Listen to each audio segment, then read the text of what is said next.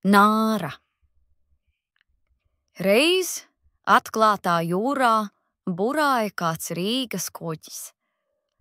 Te jūrnieki pamanīja tālumā līkojam mazu laivu. Tā kā tajā varēja būt cilvēki, kas izglēbušies pēc kāda kuģa bojājas. Viņi grieza stūri uz laivas pusi.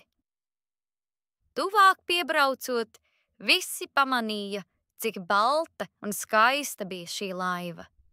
Tajā sēdēja vēl jo daļa jauna sieva ar bērniņu uz rokām.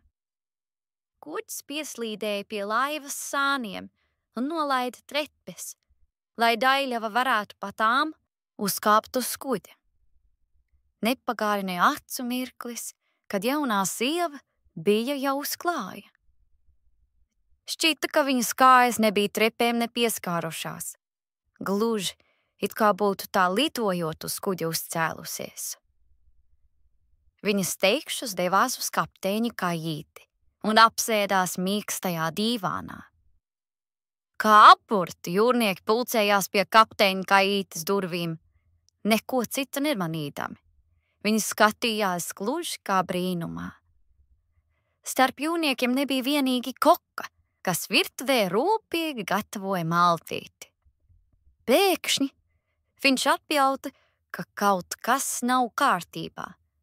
Uz klāja uzskrējis, viņš briesmās iekliedzās. Vīri, mūsu kuģis grimst! Visi atmodās gluži kā no dziļa miega. Patiesi, kokam bija taisnība. Kuģis pamazītiņām grima.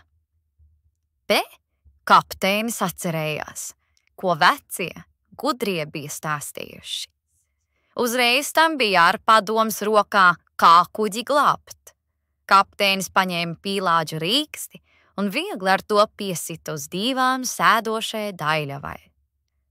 Viņa vēja altumā pielec kājās, izskrēja uz klāja un ar visu bērnu ielēca jūrā.